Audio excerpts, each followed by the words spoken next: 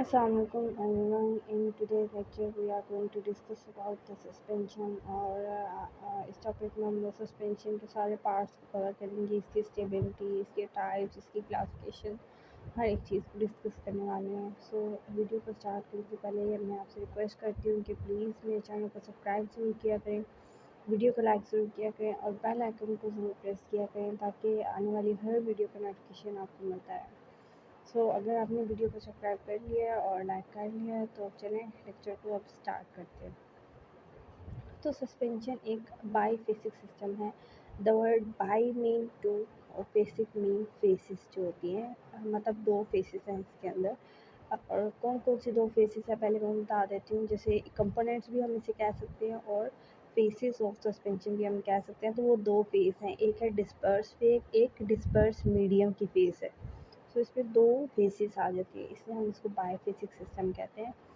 सबसे पहले आपने इसकी डेफिनेशन लिखनी है कि it is a heterozygous system in which fluid जो सॉलिड होगा फ्लूइड के फॉर्म में वो इनसॉल्युबल होगा बट वो डिज़ोल्व हुआ होगा। बट अगर हम डिज़ोल्व की जगह एक स्पेसिफिक वर्ड लिखें तो वो हम यहाँ पर डिस्पर्शन का लिखेंगे। क्या लिखेंगे? डिस्पर्शन,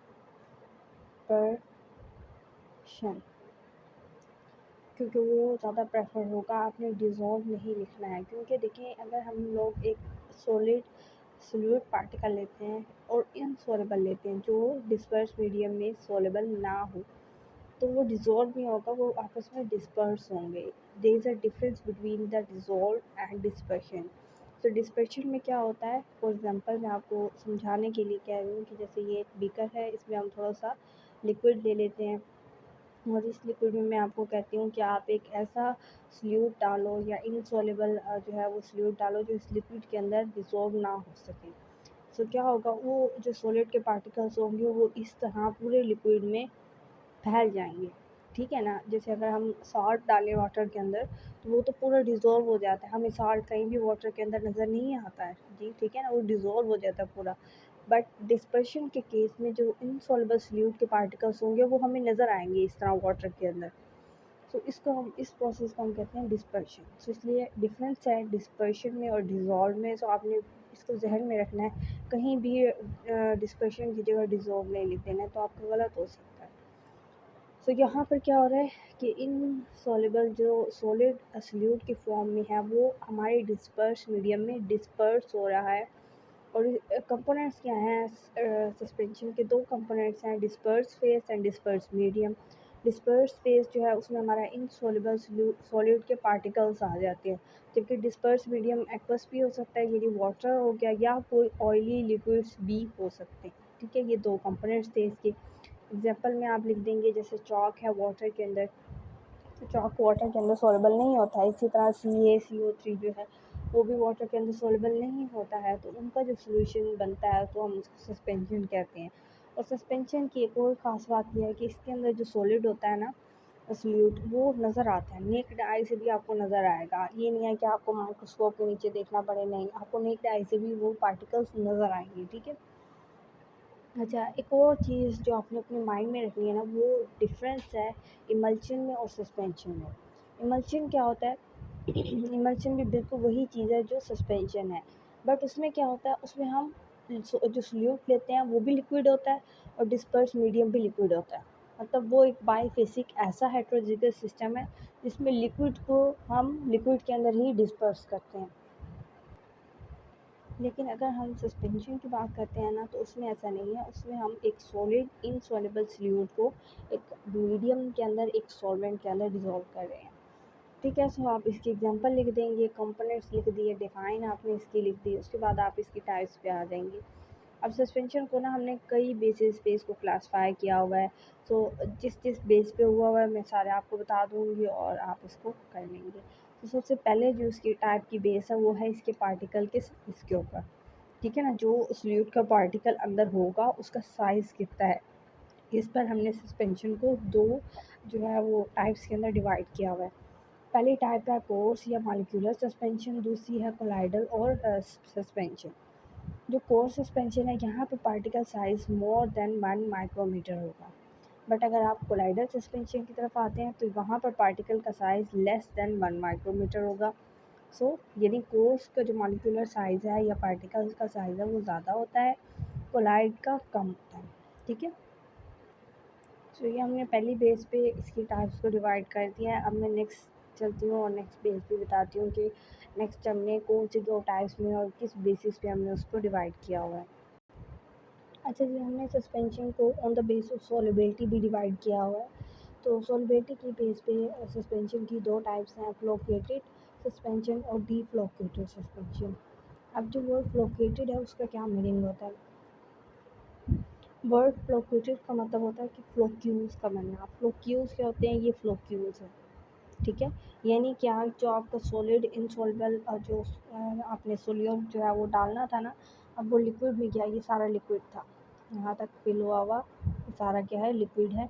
और वो जो सॉलिड सोल्यूट है उसके डिफरेंट मॉलिक्यूल्स ने आपस में एग्रीगेट कर, जैसे मैं अगर यहाँ पर आपको बना के दिखाऊँ, यहाँ तक ये पूरा लिक्विड फिल हुआ है, इसके अंदर हमने एक इनसॉल्युबल सोल्यूट डाला है और वो सोल्यूट में क्या किया है कि वो इस तरह डिस्पर्स हुआ था इसके अंदर।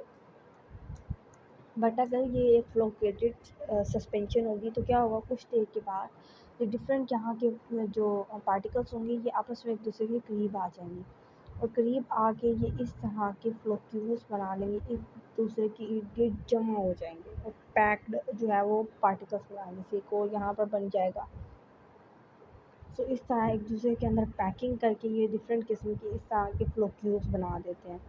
सो इस तरह की सस्पेंशन को हम फ्लोकेटेड सस्पेंशन कहते हैं।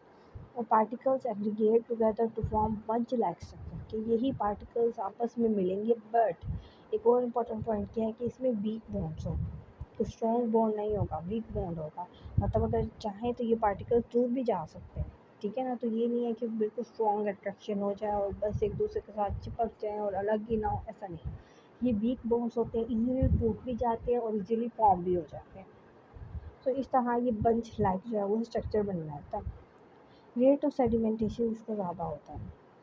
रेट ऑफ सेडिमेंटेशन क्या चीज़ होती है? देखिए, अब ये पार्टिकल्स एक दूसरे के साथ इकट्ठे हो गए, अब इसका ज़्यादा चांस है कि ये नीचे बैठ सकता है ना, ये नीचे की तरफ पूरा हार्ड एक केक की फॉर्म कर सकता है, सारे पार्टिकल्स नीचे बॉटम पे जमा हो सकते हैं। जबकि इस वाली तरफ आके देखें तो यहाँ पर क्योंकि फ्लोक्यूल्स नहीं बने हैं तो इसका बैठना आसान है, नहीं आसान है ना, क्योंकि ये जो है ये आपस में कंबाइन अप नहीं हो रहे हैं, उनका वेट नहीं बढ़ रहा। ये देखिए एक दूसरे के साथ कंबाइन होकर भारी हो गए हैं, अब उनका नीचे बैठना जो है वो ग्रेविटी के साथ ज़रूरी हो गया है। जबकि ये अलग अलग है तो इस तरह उनको नीचे नहीं बैठना पड़ रहा। सो इससे रेट ऑफ सेडिमेंटेशन को हम ये कहते हैं कि बॉटम पे किसी चीज़ की तह लग जाना, उसको हम सेडिमेंटेशन का प्रोसेस कहते हैं।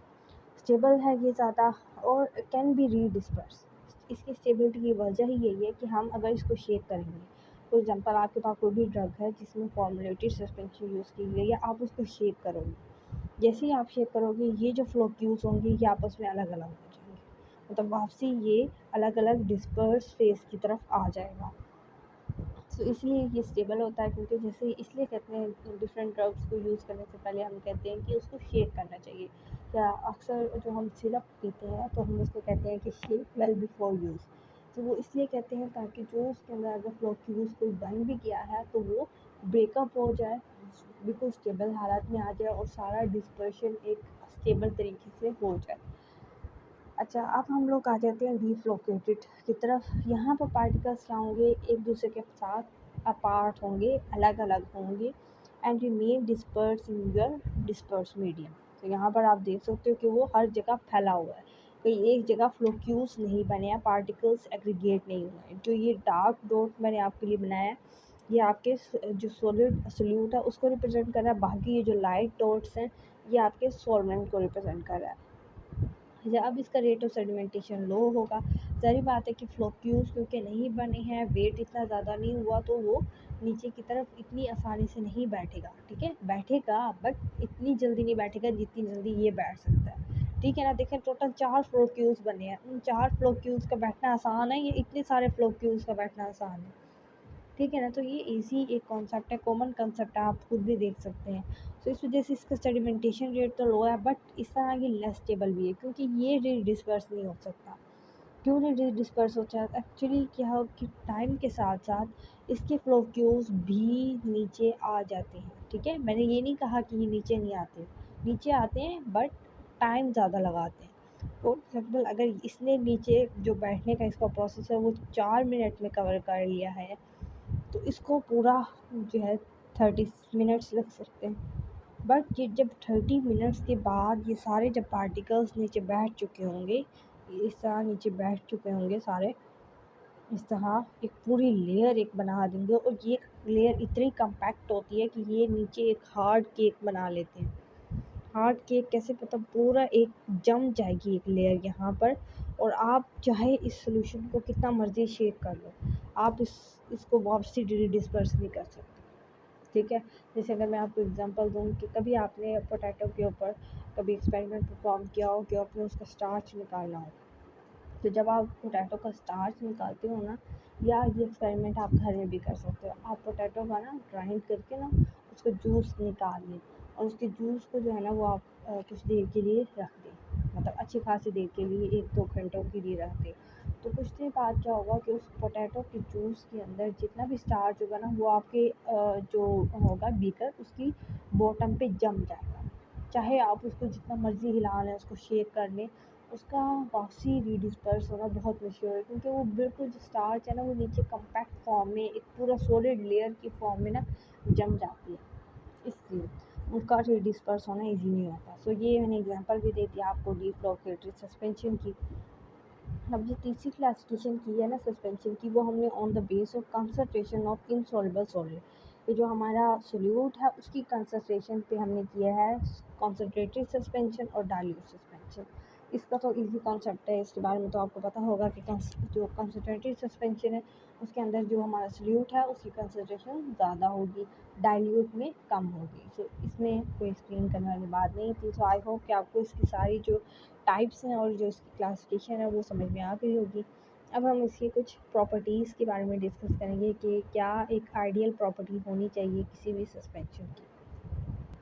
So the ideal properties in suspension, या एक क्राइटेरिया हमने फिक्स किया हुआ है एक गुड सस्पेंशन का, तो उसको क्या होना चाहिए, should not be settle rapidly, कि उसे जल्दी से सेटल डाउन नहीं होना चाहिए, हार्ड केक नहीं बनाना चाहिए, ठीक है? एक अच्छा सस्पेंशन तो वही होगा ना जो हमेशा इस तरह डिस्पर्स फॉर्म में हो, जैसे ये लिक्विड है और इस लिक्विड के अंदर जो हमारा सोल्यूट का जो पार्टिकल्स हैं वो इस तरह डिस्पर्स हुए हुए हों, नीचे बॉटम पे जमे ना, एक तह ना बनाए। शुड बी स्मूथ अपीयरेंस, बिल्कुल स्मूथ अपीयरेंस हो, ये ना हो कि मतलब रफ सी अपीयरेंस ना हो, बिल्कुल स्मूथ होना चाहिए। For external application it must be easy to apply, कि अगर हम इसको कोई एक्सटर्नल बॉडी पार्ट्स पे अप्लाई कर रहे हैं, ठीक है? अच्छा, ये जो सस्पेंशन होती हैं ये ऑरली भी एडमिनिस्ट्रेशन के लिए यूज़ हो सकती हैं, ये एक्सटर्नल यूज़ के लिए भी हो सकती हैं, ये इंटरनल यूज़ के लिए भी हो सकती हैं। सो अगर एक्सटर्नल यूज़ के लिए है तो उसे अप्लाई करना आसान हो, जैसे हम स्किन पे डिफरेंट क्रीम्स जो है वो अप्लाई कर रहे होते हैं, तो वो कितनी स्मूथ ही अपीयरेंस होती है उनकी ना, तो इसलिए स्मूथ होना चाहिए। Prevent the cake formation at the bottom, के नीचे वो जो केक और कम्पैक्ट फॉर्म बन जाती है वो नहीं बननी चाहिए, ठीक है? ईजी टू पोर, आपका कहीं भी उसको एक जगह से दूसरी जगह लेके जाना है या एक यूटेंसिल से दूसरी यूटेंसिल में ट्रांसफ़र करना है तो वो ईजी होना चाहिए। Easy to flow out strange needle, कि हम लोग ना सस्पेंशन से डिफरेंट किस्म के इंजेक्शंस भी बनाते हैं। सो अगर जो हम सस्पेंशन बनाएंगे वो एक सिरिंज से नहीं निकलेगा तो इंजेक्शंस कैसे बनेंगे? तो इसलिए उसको सिरिंज की नीडल से इजीली फ्लो आउट होना चाहिए।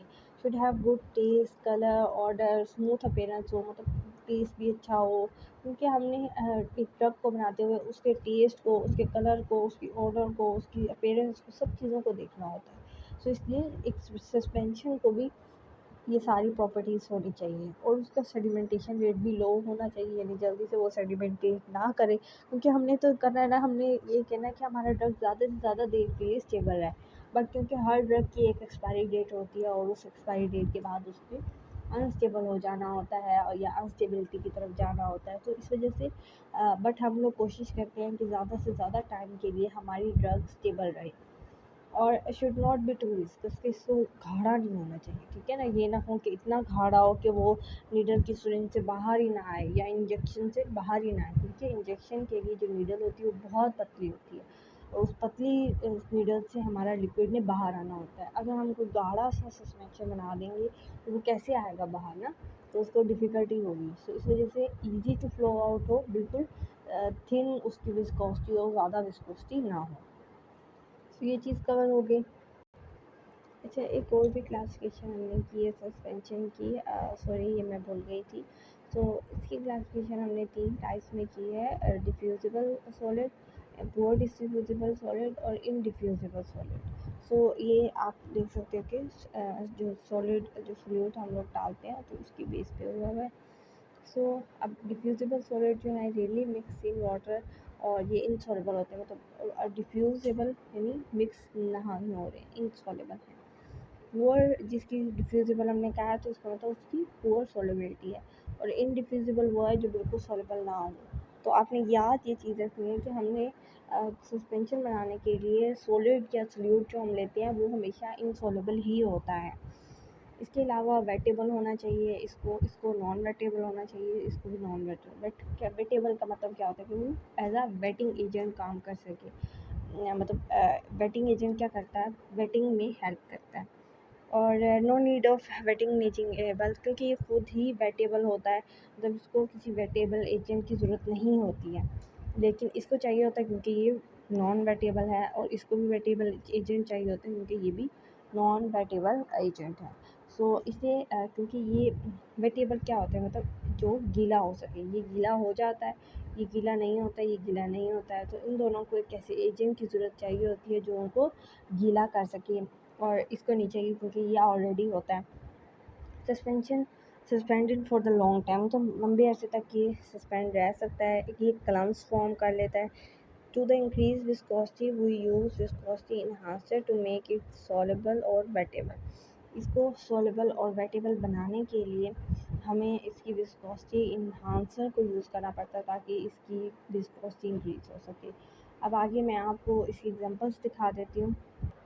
ये इनकी एग्जांपल्स हैं, ये डिफ्यूजिबल सॉलिड की एग्जांपल है मैग्नीशियम सिलेट, ये सल्फर जो है वो पुअर डिसॉल्वेबल सॉलिड की एग्जांपल है, और चॉक और जिंक ऑक्साइड इन डिफ्यूजिबल सॉलिड की एग्जांपल्स में आ जाते हैं। उसके बाद आपने सस्पेंडिंग एजेंट्स के बारे में पढ़ना है कि ये क्या चीज़ होती है। जिस तरह हमने इमल्शन में इमल्शन एजेंट्स के बारे में पढ़ा था, तो यहाँ सस्पेंडिंग एजेंट्स आ जाते हैं। So it make our suspension stable and uniform distribution करते हैं उसकी, तो ये एक एजेंट आ जाता है। एग्जांपल्स में इसकी बहुत सारे एग्जांपल्स हैं, acacia, eager, pectin, टारगेस्टीमा, ग्लैटिन, wool fat, egg York. तो ये सारी चीज़ें जो है वो एज ए इसकी एग्जांपल यूज़ होते हैं। एडवांटेजेस और कुछ डिसएडवांटेजेस जो हैं वो हम डिस्कस करेंगे सस्पेंशन की। तो सस्पेंशन की फॉर्मुलेशन जो है वो इजी होना चाहिए, इजी टू ईट होना चाहिए दैन टैबलेट्स और कैप्सूल्स के क्योंकि देखिए ना हमारा पेशेंट की नीड के ऊपर डिपेंड करता है कि वो क्या चाहते हैं ना, कि अगर कोई हमारे पास कोई एक पेशेंट जो है वो एक चाइल्ड है, तो उसको देने के लिए हम टैबलेट या कैप्सूल नहीं दे सकते क्योंकि बहुत छोटा बच्चा है। तो उसके लिए हम लोग क्या करते हैं, फिर इसी तरह की फॉर्मुलेट करते हैं सस्पेंशंस को, सिरप्स वगैरह ये चीज़ें बनाते हैं ताकि वो इजीली बच्चा जो है वो उसको कंज्यूम कर सके। दूसरा, हम लोग इंट्रावेनस इंजेक्शंस जो बनाते हैं, मैंने आपको पहले भी बताया था, तो उनको बनाने के लिए हम यही सस्पेंशंस ही यूज़ कर रहे होते हैं। इस तरह use by the child who can not take capsule, ये रिपीट हो गया है। गिव गुड टेस्ट, ये इसकी बहुत अच्छी चीज़ है कि इसने गुड टेस्ट देना होता है। कोई बहुत सारी ड्रग्स होती हैं जिनका बहुत इनप्लीजेंट जो है वो टेस्ट होता है और नहीं उनको खाया जा सकता ना, खासतौर पे जो बच्चे हैं, तो उनके लिए हम फिर फ्लेवरिंग एजेंट डालते हैं और सस्पेंशन में इस तरह की तब्दीलियाँ करते हैं ताकि उनका गुड टेस्ट हो जाए ना। और इस तरह कलर भी अच्छा बनाने के लिए हम कलरिंग एजेंट डाल रहे होते हैं, ऑर्डर अच्छा बनाने के लिए हम डिफरेंट किस्म के ये एजेंट्स डालते हैं ताकि हम अपने ड्रग को ज़्यादा से ज़्यादा स्टेबल, ज़्यादा से ज़्यादा अच्छा बना सकें। उसके बाद it allow low solubility of drugs to formula as the drugs. तो ये क्या कर रहा है, सस्पेंशन वो ड्रग्स जिनकी सॉल्युबिलिटी बहुत कम है उनकी फॉर्मुलेशन भी कर लेता है, मतलब उन ड्रग्स को अगर हम सस्पेंशन की फॉर्म में दे दें अगर हम अपने पेशेंट को, तो ईजिली जो है वो काम हो जाता है। कुछ डिसएडवांटेजेस भी हैं सस्पेंशन की, क्या है कि उसका लो सेडिमेंटेशन है, ये इसका डिसएडवांटेज है। यूनिफ़ॉर्मिटी जो है वो इतनी ज़्यादा इसकी इफ़ेक्टिव नहीं है, क्योंकि ज़ाहिर बात है कि कुछ देर के बाद इसने क्या हो जाना है, सेटल डाउन हो जाना है। तो ये इसकी यूनिफ़ॉर्मिटी तो ना रहना, यूनिफ़ॉर्मिटी होता है कि कंटिन्यूस एक चीज़ चलती रहे, बट वो क्या हो रहा है कि थोड़ी देर के बाद सेटल डाउन हो रहा है, तो ये उसकी यूनिफ़ॉर्मिटी नहीं है। Experience person is required to prepare it, कि ज़ाहिर बात है कि एक अगर आप किसी काम से बंदे को ये काम दे देते हैं तो ये उसके बस की बात नहीं होती है। डिफरेंट फॉर्मिस्ट जो हैं वो इस काम को कर रहे होते हैं, डिफरेंट लैब्स के अंदर ये काम कर रहे होते हैं। बुल्क टू एनी कैरी या ट्रांसपोर्ट, अगर आपने इसको करके लेके जाना है एक जगह से दूसरी जगह तक, तो बहुत डिफ़िकल्ट होता है, क्योंकि कोई भी ब्रेकेज हो सकता है और इसके अनस्टेबल होने के बहुत चांसेस होते हैं। Before use it need to be shaken. तो ज़ाहिर बात है कि जैसे सिरप होता है, ख़ास तौर पे सिरप के ऊपर यही चीज़ लिखी होती है कि use shake well before use. So क्योंकि उसको शेक करना होता है, क्योंकि उसके फ्लोक्यूज बन जाते हैं, इसे शेक करना चाहिए। तो ये भी इसका डिसएडवांटेज है कि शेक किए बगैर अगर कोई करता है तो वो ज़्यादा इफ़ेक्टिव नहीं होता। अच्छा, अब हम लोग बात करने वाले हैं सेटलिंग और सस्पेंशन या सेडिमेंटेशन रेट की। So settling down of suspended particle is called as sedimentation rate. तो ये उसकी डेफिनेशन दी हुई है, मैंने आपको पहले भी बताया था कि किसी भी सस्पेंडेड या सस्पेंशन का नीचे की तरफ बैठ जाना, जैसे ये डिस्पर्स फॉर्म में था वो नीचे बैठ गया है, इसको हम सेडिमेंटेशन रेट कहते हैं। अब जितनी ज़्यादा सेडिमेंटेशन होगी उतनी ज़्यादा नीचे वो बैठेगा, सेटल हो जाएगा। Suspended particles at the bottom cause to the formation of hard cake. ये नीचे जब बॉटम पे बैठ जाते हैं तो ये एक हार्ड केक की फॉर्मेशन कर देते हैं। Rate of settling of suspension is explain by stroke law. तो स्ट्रोक लॉ के इस फार्मूले से हम इस रेट ऑफ सेडिमेंटेशन को एक्सप्लेन कर सकते हैं। ये फार्मूला ये है, v is equal to D स्क्र रो 1 माइनस रो 2 जी 18 और ईटा नॉट। तो ये जो v है ये स्ट्रोक लॉ को रिप्रेजेंट कर रहा है, d यहाँ पर डायमीटर को रिप्रेजेंट कर रहा है, ये रो 1 और रो 2 ये डेंसिटी है फ्लूइड की और सॉल्वेंट की, जी ग्रेविटी को रिप्रेजेंट करता है और ये हमारा विस्कोसिटी को रिप्रेजेंट करता है। So stroke law is applied to the ideal suspension, कि अगर आपके पास कोई आइडियल सस्पेंशन है तो ही स्ट्रोक लॉ उस पर एप्लीकेबल होगा। और एक आइडियल सस्पेंशन के लिए लाजमी है कि उसके अंदर यूनिफॉर्म स्फेरिकल पार्टिकल्स हों। स्फेरिकल पार्टिकल्स मतलब इस तरह के पार्टिकल्स होने चाहिए, ना ही पार्टिकल्स की शेप इस तरह हो, ना ही कोई और इरेगुलर शेप हो। सो पार्टिकल्स को स्फेरिकल होना चाहिए और एक ही जैसा यूनिफॉर्मिटी होनी चाहिए। डाइल्यूट सस्पेंशन हो और कोलिजन ना हो पार्टिकल्स के बीच में, कि ये आपस में कोलाइड ना कर रहे हों, ठीक है। सो ये एक आइडियल सस्पेंशन के लिए हमारे पास जो है वो चीज़ें आ जाती हैं, और हमेशा आइडियल सस्पेंशन पे ही हम स्ट्रोक लॉ के इस फार्मूले को अप्लाई करते हैं, ठीक है। सो वो फार्मूला भी मैंने आपको बता दिया, हम आगे चलते हैं। आगे हमें बताया गया कि जितनी ज़्यादा जो सेडिमेंटेशन का रेट होगा उतनी कम स्टेबिलिटी होगी। ज़ाहिर बात है कि जितना ज़्यादा वो सेडिमेंट करता जाएगा, नीचे बैठता जाएगा, हमारी तो ड्रग उतनी ज़्यादा अनस्टेबल हो जाएगी ना। तो जितना ज़्यादा सेडिमेंट रेट ज़्यादा होगा उतना ज़्यादा डायमीटर होगा, उतनी ज़्यादा ही डेंसिटी होगी, उतना ज़्यादा ग्रेविटी होगी, पार्टिकल का साइज़ उतना ज़्यादा होगा। ये फार्मूले से आप देख लो, ये स्ट्रोक लॉ, जितना ज़्यादा होगा उतनी ज़्यादा डायमीटर होगा, उतना ज़्यादा डेंसिटी होगी, उतनी ज़्यादा ग्रेविटी होगी, उतना ज़्यादा पार्टिकल का साइज़ होगा। बट ये जो रेट ऑफ सेडिमेंटेशन है ये विस्कोसिटी के इन्वर्सली प्रोपोर्शनल है, विस्कोसिटी इंक्रीज करेंगे तो रेट ऑफ सेडिमेंटेशन कम हो जाएगा। सो स्ट्रोक लॉ वैलिड किसके लिए है? For the suspension who which does not have more than 2% solid. तो स्ट्रोक लॉ के लिए दो शर्त भी ये है कि इसमें जो सॉलिड होना चाहिए वो 2% से ज़्यादा ना हो, मतलब इतना ज़्यादा कंसनट्रेटेड ना हो, डाइल्यूट होना चाहिए। ये तो मैंने आपको पहले भी बता दिया कि एक आइडियल सस्पेंशन के लिए उसका डाइल्यूट होना ज़रूरी है, ये नहीं कि हम इतना ज़्यादा उसको डाल दें। कंसनट्रेटेड नहीं बनाना, डाइल्यूट बनाना है। अच्छा, यहाँ पर जो के है ये कांस्टेंट आ जाता है, वहाँ पर मैंने प्रोपोर्शनैलिटी लगाया था और यहाँ पर कांस्टेंट के आ गया जब हमने प्रोपोर्शनैलिटी के साइन को ख़त्म किया है, ठीक है। उसके बाद अब आगे हमारे पास आ जाता है ब्राउनियन मूवमेंट। ये एक और इसका टॉपिक है। Particles having size from 2 to 5 micrometre can show the Brownian movement. तो ब्राउनियन मूवमेंट क्या होता है?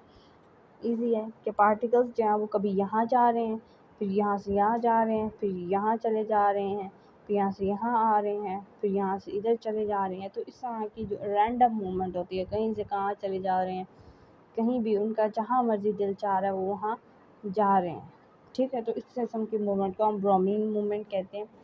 फैक्टर्स क्या करते हैं इसको इफेक्ट ना, तो डेंसिटी के डिस्पर्स पार्टिकल की डेंसिटी कितनी है वो इसमें इफेक्ट करती है। डिस्पर्स मीडियम की डेंसिटी कितनी है।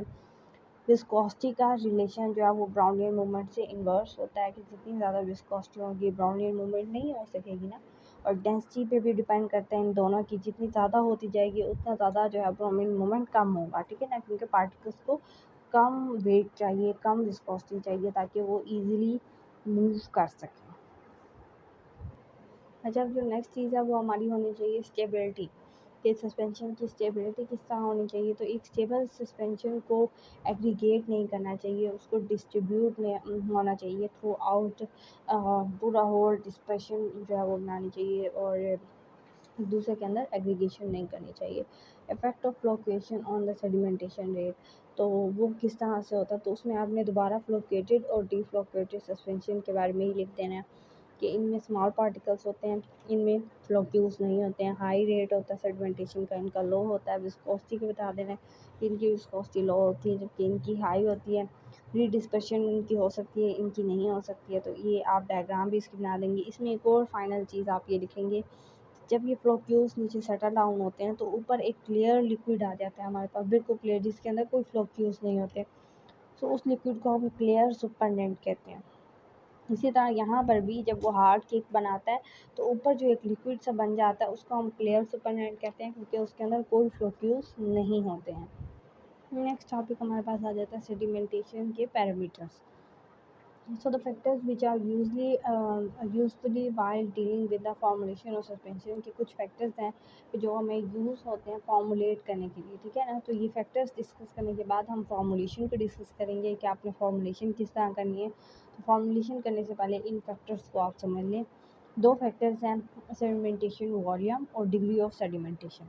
तो सेडिमेंटेशन जो वॉल्यूम है उसको आप क्या कहेंगे कि it is the volume ratio of ultimate volume of sediment to the total volume of suspension, कि ये आपका अल्टीमेट वॉल्यूम है VU, ultimate volume of sediment and the total volume of suspension, के पूरी जो सस्पेंशन का वॉल्यूम कितना है और उसका सेडिमेंट के वॉल्यूम के। ये सेडिमेंट क्या होता है कि यानी आपने ये लिक्विड लिया, लिक्विड के बाद जब जो एक हार्ड केक नीचे बना था उसको हम सेडिमेंट कहते हैं, जो नीचे बैठ गया था तह में। आपने इसका वॉल्यूम ले लिया और आपने टोटल का वॉल्यूम लिया, जो टोटल जब ये डिस्पर्स फॉर्म में एक लिक्विड के अंदर सोल्युबल हो चुका था, और इसका वॉल्यूम कितना है उसको आप नीचे लिखेंगे, इसके वॉल्यूम को आपने ऊपर यहाँ लिख देना है और डिवाइड कर देना है। तो ये आपके पास सेडिमेंटेशन का वॉल्यूम आ जाएगा। F ranges values from less than 1 to greater than 1, ठीक है। 1 से लेस देन भी हो सकती है, ग्रेटर देन 1 भी हो सकती है। एफ यहाँ पर सेडिमेंटेशन वॉल्यूम को रिप्रेजेंट करना है। वी यू अल्टीमेट वॉल्यूम है किसका, ऑफ, यहाँ आगे आप लिखेंगे ऑफ सेडिमेंट, और वी नोट जो है वो हमारे पास टोटल वॉल्यूम है किसका, सस्पेंशन का। उसके बाद आप इसी एक्सप्लेनेशन दे देंगे कि अगर f की वैल्यू फॉर एग्जांपल आप कहते हैं कि 0.70 है, तो इसका मतलब क्या है, इसने क्या किया 70% वॉल्यूम है इसका टोटल, और 30% जो है उसका वो सेडिमेंट है, ठीक है।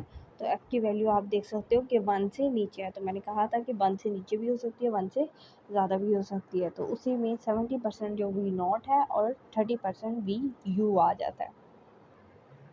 अच्छा, यहाँ पे value F is always less than और ग्रेटर देन 1, ये वही चीज़ लिखी हुई है। If F is equal to 1, अगर हम कहते हैं कि एफ की वैल्यू पूरी 1 आ गई है, तो द अल्टीमेट है द वॉल्यूम आर इक्वल, तो इसका मतलब ये है कि जो हमारे पास फार्मूला था ना एफ वी यू बटा वी नॉट, तो इसका मतलब ये है कि इसकी भी वैल्यू इक्वल है, इसकी भी वैल्यू इक्वल। एग्जाम्पल मैं कंसीडर एग्जाम्पल दे रही हूँ जस्ट आपको, 0.5 इसकी है, 0.5 इसकी है। इस तरह हो जाता है कि इक्वल वॉल्यूम आ जाता है, जिसकी वजह से 1 जो है ज़ाहिर बात है ये इसके साथ कट जाएगा और इज इक्वल टू 1 आ जाएगा, ठीक है। सो अगर f की वैल्यू आ जाती है ज़्यादा 1 से, तो क्या होगा, then the suspension occupy more volume than the original volume. तो इसका मतलब क्या है कि जो ये आपका ये वी यू है ये बढ़ जाएगा ओरिजिनल वॉल्यूम से, सो वो फिर वैल्यूज़ जो हैं उसी के मुताबिक आ जाएंगी। अब डिग्री ऑफ फ्लक्चुएशन ये दूसरा फैक्टर था हम इसको डिस्कस करते हैं। सो डिग्री ऑफ फ्लक्चुएशन को हम बीटा से डिनोट करते हैं। Is more effectively measure by it, तो इसको ज़्यादा इजीली इफेक्टिवली मेजर किया जा सकता है। We can compare fluctuation between the two suspension, तो हम इसके ज़रिए से कंपैरिजन करते हैं दो सस्पेंशन के बीच में। सो बीटा इसका फॉर्मूला है, beta is equal to F power F infinity. So ये बीटा जो है ये डिग्री है फ्लोकेशन की, एफ जो ये वाला है ये सेडिमेंटेशन को वॉल्यूम है ऑफ फ्लोकेटेड सस्पेंशन, और ये जो एफ इंफिनिटी है ये सेडिमेंटेशन का वॉल्यूम है ऑफ डी फ्लोकेटेड सस्पेंशन। ये फ्लोकेटेड सस्पेंशन का वॉल्यूम है, ये डी फ्लोकेटेड, क्योंकि दो सस्पेंशन अब हमने लेनी है ना, ये एक सस्पेंशन है, ये दूसरी सस्पेंशन है। एक सस्पेंशन में क्या बने हुए हैं, फ्लोक्यूज बने हुए हैं, ठीक है, और जो दूसरी सस्पेंशन है उसमें फ्लोक्यूज नहीं है, उसमें सॉलिड डिस्पर्स हुआ हुआ है।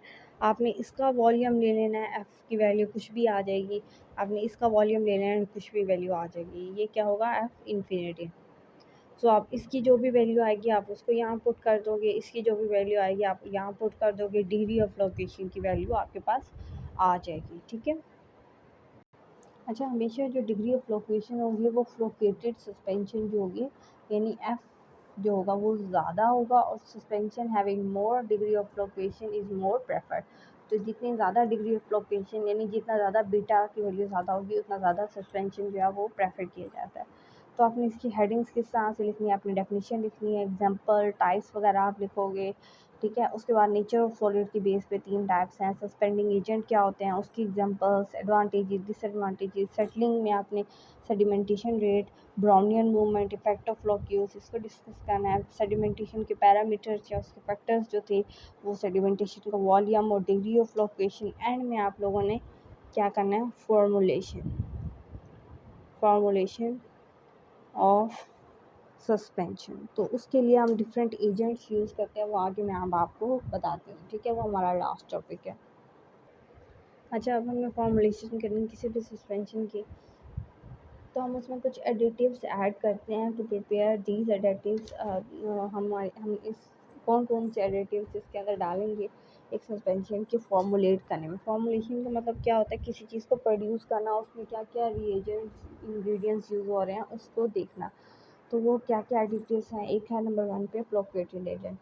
फ्लोक्वेटिंग एजेंट क्या है, they increase the dispersion of solid particles into the salt. ये फ्लोक्वेटिंग एजेंट्स क्या करेंगे, जो हार्ड केक की फॉर्मेशन होती है बॉटम पे उसको कम करेंगे, सरफेस टेंशन को कम करेंगे, और जो डिस्पर्शन होनी है फ्लोक्यूज सॉलिड की और सॉल्वेंट की उसको बढ़ा देंगे। यानी अगर पहले हमारे पास जो लिक्विड था, सस्पेंशन थी, उसके अंदर इस तरह के फ्लोक्यूल्स बने हुए थे, तो अगर हम इसके अंदर फ्लोकेटिंग एजेंट डालते हैं, FA मैं फ्लोकेटिंग एजेंट को दिख रही हूँ, उसके बाद ये उसको यूनिफॉर्मली डिस्ट्रीब्यूट कर देगा, ठीक है। एग्जाम्पल्स इसमें सोडियम लॉरेट सल्फेट के बहुत इंपॉर्टेंट एग्जाम्पल है, और आप देखते हैं कि हर शैम्पू के अंदर ये कंपाउंड यूज़ हो रहा होता है, हर जगह पे ये यूज़ हो रहा है भाई। तो ये एक अच्छा फ्लोकेटिंग एजेंट है, बट इसके बहुत सारे डिसएडवांटेजेस हैं। एक्चुअली बालों के लिए ये बहुत ज़्यादा हार्मफुल है, क्योंकि इसके अंदर सल्फेट आ जाता है, और सल्फेट हमारे बालों के लिए बहुत हार्मफुल है। कार्बोवैक्सिस की बात करते हैं तो अल्कोहलिक सर्फेक्टेंट्स वगैरह ये सारी चीज़ें इसी की एग्जांपल्स आ जाती हैं। थिकनिंग एजेंट या सस्पेंडिंग एजेंट्स की अगर हम लोग बात करते हैं, तो ये क्या होते हैं, ये they are hydrophilic colloids. Thickening agent hydrophilic colloids हैं, वाटर लविंग है, इंक्रीज करते हैं विस्कोसिटी किसकी, सॉल्वेंट की, और पार्टिकल्स रिमेन सस्पेंडेड, तो इसके अंदर पार्टिकल्स वही सस्पेंडेड इसी फॉर्म में रहेंगे। एग्जाम्पल्स इसकी क्या है, मिथाइल सेलुलोज, गम एकेशिया, बेटानेट की इसकी एग्जाम्पल है। इसकी कुछ क्लासिफिकेशन है, जैसे पॉलीसेक्राइड, इनऑर्गेनिक और सिंथेटिक कंपाउंड। सिंथेटिक कंपाउंड में एरोसोल आ जाता है, और पॉलीसेक्राइड में कुछ नेचुरल हैं, कुछ सेमी सिंथेटिक हैं। सेमी सिंथेटिक में हाइड्रोक्सी मिथाइल सेलुलोज और हाइड्रोक्सी प्रोपाइल सेलुलोज आ जाता है। नेचुरल जो पॉलीसेक्राइड है उनमें गम एकेशिया, टारगिया, स्टार्च ये सारी चीज़ें आ जाती हैं। तो इसकी क्लासिफिकेशन और कुछ इसकी डिस्ट्रीब्यूशन, और उसके बाद इसकी कुछ एग्जांपल्स हमने डिस्कस कर ली। नेक्स्ट हम लोग जाते हैं, ये वही उसकी एग्जांपल्स हैं टॉर्गेंटिया और स्टार्च वगैरह, उसी नेचुरल पॉलीसेकेराइड्स की जो थिकनिंग एजेंट की क्लासिफिकेशन में हमने पढ़ा, उसी की ये कुछ एग्जांपल्स आ जाती हैं। आगे हमारा तीसरा जो एजेंट है वो है वेटिंग एजेंट। तो ये क्या करता है, रिड्यूस करता है surface tension between the particles. इसका भी काम वही है कि वेटिंग को प्रमोट करना है। इसको हम यूज़ कैसे कर सकते हैं, इसको एज अ हाइड्रोफिलिक कोलाइड्स भी यूज़ करते हैं, water loving colloid, suspending agent भी यूज़ करते हैं, डिफ्लोकेटिंग या सर्फेक्टेंट के तौर पर यूज़ करते हैं, और एज अ सॉल्वेंट भी यूज़ कर सकते हैं एथेनॉल को, ग्लाइसरॉल को। तो ये सारे वेटिंग एजेंट्स हैं। एग्जाम्पल में अल्कोहल, ग्लाइसिन, पॉलीसॉर्बेट, टार्गन, थियंथिया। यहाँ अल्कोहल की स्पेलिंग मेरी गलत है तो आप सही कर लेना। प्रिजर्वेटिव्स की बात करते हैं तो ये प्रिवेंट करते हैं बैक्टीरियल ग्रोथ को। आपको पता है कि डिफरेंट सस्पेंशन में बैक्टीरिया ग्रोथ हो जाती है, तो इसलिए हमें डिफरेंट टाइप्स के प्रिजर्वेटिव्स इसके अंदर ऐड करने होते हैं ताकि बैक्टीरिया या डिफरेंट किस्म के माइक्रोऑर्गेनिज्म की ग्रोथ ना हो। एग्जाम्पल में बेंजोइक एसिड, सोडियम बेंजोएट, ये प्रिजर्वेटिव्स हैं जो हम ऐड करते हैं। कुछ स्पेशल एडिटिव्स होते हैं, मैंने आपको कहा था कि एक कलर अच्छा करने के लिए कलरिंग एजेंट डालते हैं, और different flavouring agent, sweetening agent. तो ये स्पेशल एडिटिव्स हैं जो हम डालते हैं। कलरिंग एजेंट में ज़ैंथोफिल्स आ जाता है, इसकी एग्जांपल है। फ्लेवरिंग एजेंट में हम डिफरेंट फ्लेवर डालते हैं, जैसे चॉकलेटी फ्लेवर हो गया, strawberry flavour, tutti frutti flavour. टूटी फ्रूट फ्लेवर तो आपने सुना भी होगा, उसमें आइसक्रीम का एक फ्लेवर है। इसी तरह स्वीटनिंग एजेंट्स की बात करते हैं तो वो स्वीट बना देते हैं, जैसे सुक्रोज वगैरह हो गया। सो ये स्पेशल एडिटिव्स थे, और कुछ और जो है हमारे पास एजेंट्स थे जो हम डालते हैं सस्पेंशन की फॉर्मुलेशन करते हुए।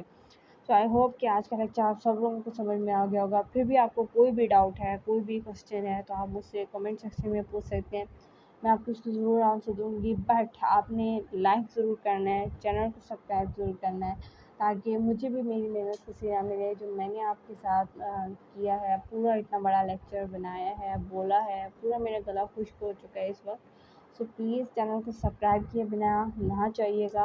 वीडियो को लाइक ज़रूर कीजिएगा, और कमेंट में ज़रूर अप्रिशिएट कीजिएगा, ताकि मैं और से और आपके लिए वीडियो बनाती रहूँ, और आपके लिए कंटेंट, एक अच्छे से अच्छा कंटेंट जो है वो लाती रहूँ।